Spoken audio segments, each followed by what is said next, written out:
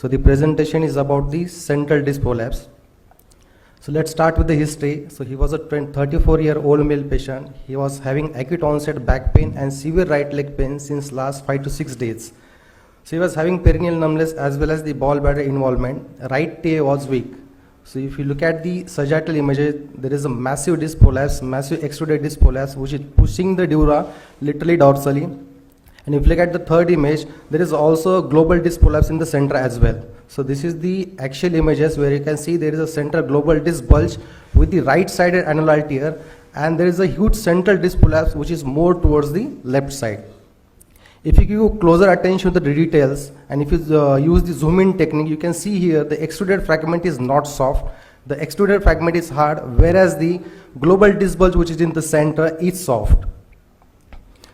So if you see this X-ray, interlaminar window is very narrow. So depending on these things, the plan of action would be the right-sided interlaminar endoscope in this patient. So we are going to do bilateral decompression, because the idea is that in central disc prolapses, as the dura is pushed dorsally and the roots are pushed dorsally and laterally, you have very little space to maneuver. So the idea is to create the space lateral to the dura so that you can reach up to the disc without even touching the dural sac. So in this particular case, there are two components. One is the extruded disc and second is the global disc bulge. So in this particular case, we have to manage both the things differently. So what are the challenges in this particular case? The first challenge itself is the central location of the disc. The central discs, they are very difficult to remove. There are very high chances of neurological deficit because of two things. Because of the direct injury which may happen during your surgery because of the sharp instrument, and the indirect injury which may happen because of the undue retraction of the nerve roots. And the third challenge is very high incidence of the residual disc. So let's see how we can do the surgery in a better way and how we can prevent these complications. So the usual steps, they are same. We land at the laminofascial junction and do our bony decompression. So for the orientation, 3 o'clock is cranial, 9 o'clock is caudal, 12 o'clock is medial, and 6 o'clock is lateral. So these are the landmarks. This is IAP, this is the superior lamina, this is the base of the spinous process, and this is the inferior lamina. So there are two ways you can start doing your bone drilling. Either you can start from superior lamina, go downwards to the inferior articular process, or you can go downwards and then above. So after drilling the inferior articular process and superior lamina, now you can go to the opposite side, because our plan is to do bilateral decompression. So this is what I am drilling the base of the spinous process and opposite IAP. So after drilling the upper part, now it's time to drill the inferior articular process. So by doing so, we are creating the space all around. At the same time, we are not manipulating the structure, because you know at the dura is pushed posteriorly, so there are very higher chances of neurological injury here. So once you have drilled all around, now it is one of the easiest step is to remove the superficial layer of ligamentum flavum. Once you remove the superficial layer of ligamentum flavum, all the bony landmarks, they become very clear and your further surgery becomes very easier. So here I am removing the superficial layer of the ligamentum flavum. So now there are two ways you can remove the ligamentum flavum. You have removed the superficial layer. Now there are two ways you can remove the remaining ligamentum flavum. Either you can remove it in en bloc or you can remove it in piecemeal.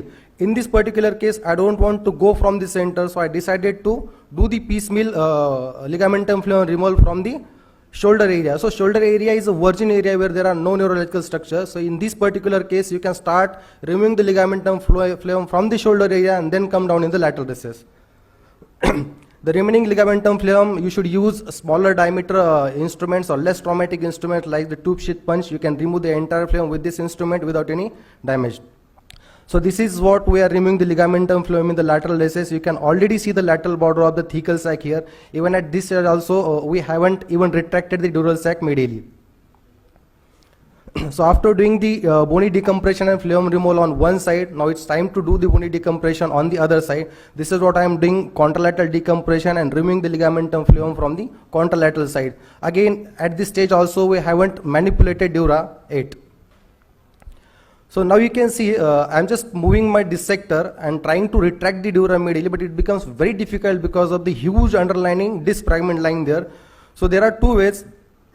Now if you are using Spinoscope for this surgery, just see this video. It is highly impossible to rotate your working sleeve, which is the usual way to retract the structures medially. It is very difficult to rotate your sleeve, rotate the dura medially.